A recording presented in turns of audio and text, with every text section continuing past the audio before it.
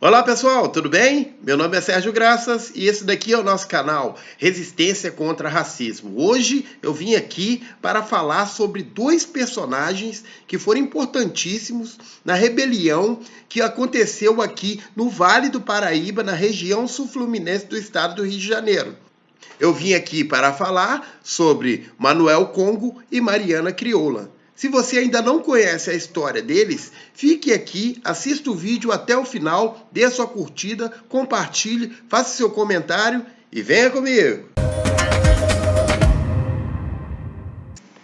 Antes de começar a falar sobre a rebelião, vamos conhecer um pouco sobre Manuel Congo e Mariana Crioula. Manuel Congo era um homem forte, habilidoso, de pouca fala e sorriso escasso, como era comum entre os escravizados vindos da África. Seu nome era composto por um prenome português associado ao nome da sua nação ou região de origem, que seria do Congo. Pertencia ao capitão-mor Manuel Francisco Xavier, dono de centenas de escravizados e das fazendas Freguesia e Maravilha, em Pati do Alferes. Manuel Congo era ferreiro, ofício que requer muito treinamento e habilidade, o que certamente lhe dava status superior aos demais escravizados, influenciava também no valor econômico perante os senhores. Mariana Crioula era uma escravizada, como já diz o nome, crioula, nascida aqui no Brasil. Com cerca de 30 anos na época, era costureira e mucama, que seria uma escrava de companhia da esposa do capitão Manuel Francisco Xavier. O nome dela era Francisca Elisa Xavier. Foi descrita como sendo preta de estimação, uma das escravas mais dóceis e confiáveis de sua patroa. Apesar de ser casada com o escravizado José, que trabalhava na lavoura, vivia e dormia na casa grande, sinal de que ela tinha alguns privilégios vindos de seus senhores. Na época, os homens eram 90% dos escravizados vindos da África e 75% dos escravizados que trabalhavam direto nas lavouras. Portanto, um casal de escravizado, isso era muito raro. Falando agora sobre a rebelião, no dia 5 de novembro de 1838, o capataz da fazenda Freguesia matou um escravizado africano, de nome Camilo Sapateiro. Ele matou Camilo a tiros quando ele ia sem autorização para a Fazenda Maravilha. Revoltados, os escravizados tentaram linchar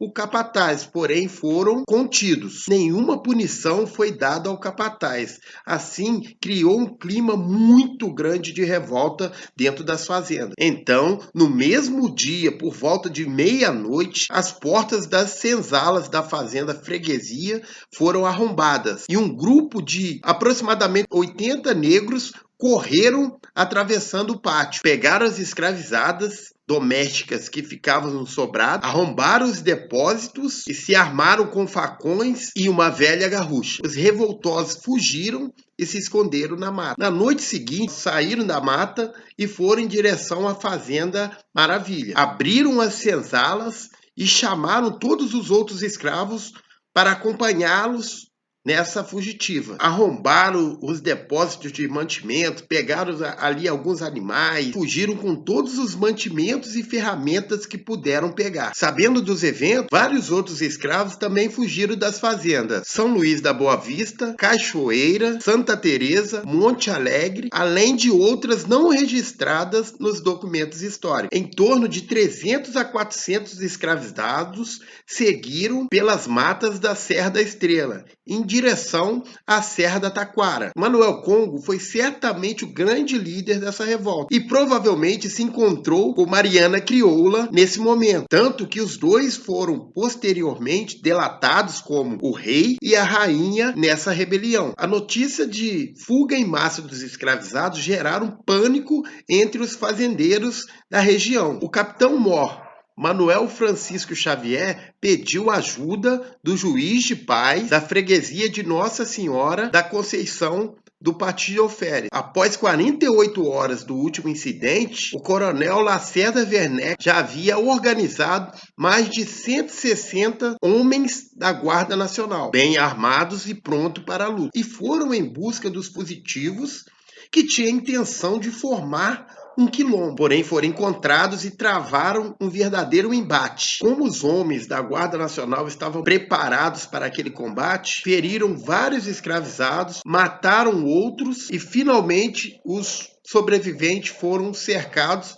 e obrigados a se renderem. Porém, não se renderam sem luta. Tanto é que é descrito até mesmo pelo próprio Lacerda Werneck. Mariana Crioula, antes de ser capturada, ela gritava: morrer sim, entregar-se não. Nesse único combate foram presos o chamado rei Manuel Congo e a rainha Mariana Crioula. Os outros fugitivos foram capturados nos dias seguintes, sem haver combates ou mortes. Apesar de ter havido mais de 300 fugitivos, apenas 16 foram levados a julgamento. Todos eles eram escravizados do capitão-mor Manuel Francisco Xavier, que assim foi indiretamente punido por não haver controlado os seus escravizados. Os réus foram conduzidos em ferros para serem julgados na cidade de Vassoura. O povo se reuniu para assistir à chegada. Quando estavam ali chegando, uma das escravizadas gritou que preferia morrer a se entregar à escravidão novamente, o que causou tumulto na multidão que queria lixar essa escravizada, que todos dizem que seria Mariana Crioula. E a participação de Mariana Crioula nessa rebelião causou uma insatisfação muito grande no julgamento, pois ela era uma crioula de estimação de Dona Francisca Xavier. Manuel Congo seria condenado pela morte de 2 combatentes da Guarda Nacional. Também todos os réus indicaram Manuel Congo como líder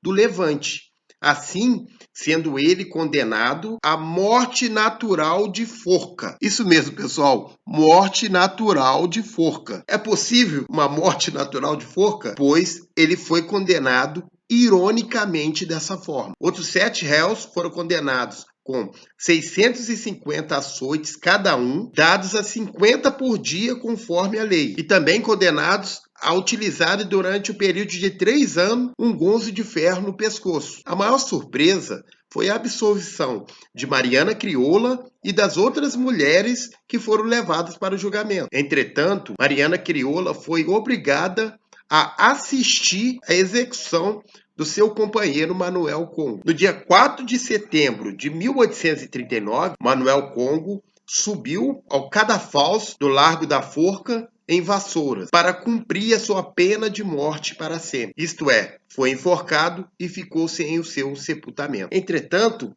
Manuel Congo e Mariana Crioula entraram para a história. História essa que ficou escondida durante o período, porém, nós resgatamos essa história e procuramos passar para as pessoas para entenderem que os escravizados não eram pessoas conformadas com o sistema onde eles viviam, não. Eles eram revoltados com aquilo e faziam vários levantes para que a sua voz ela fosse ouvida.